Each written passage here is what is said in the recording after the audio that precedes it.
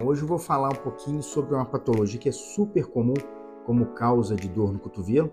Na verdade, é a patologia que mais causa dor na população geral na região do cotovelo. Corresponde aí a 3% na população geral, a prevalência dela, que é a epicondilite lateral do cotovelo, né? É muito frequente em praticantes esportivos, principalmente recreacionais, de jogos que tem o uso de raquete, né? Beach tênis, squash, tênis, então é bem frequente essa queixa.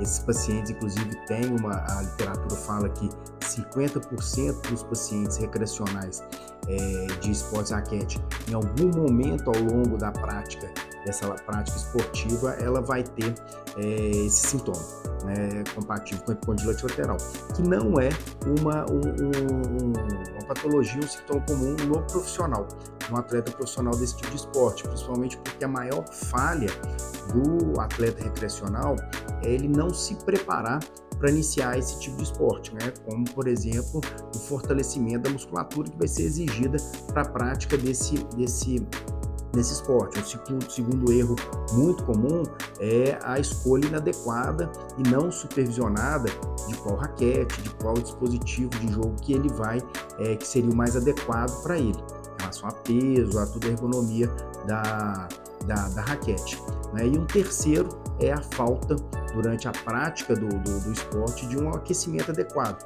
É muito importante aí quem pratica esse tipo de esporte, aqueles primeiros 10, 15 minutos ali que vai praticar um aquecimento adequado, com a realização de uma repetição dos principais movimentos que ele vai fazer durante a prática esportiva, para realmente evitar esse tipo de lesão, porque a epicondilite lateral, ela é a presença de microlesões no tendão da musculatura extensora.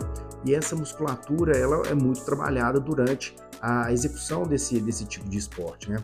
A queixa principal do paciente, quando ele procura assistência médica, é uma queixa de uma dor, né, na região do epicentro, aqui desse ossinho lateral que a gente tem aqui no cotovelo, que é o epicôndilo lateral. Então, uma dor que fica aqui ao redor de 2 centímetros aqui desse território e que estende, né, para essa face lateral e um pouquinho anterior aqui da região do antebraço. É a queixa mais comum.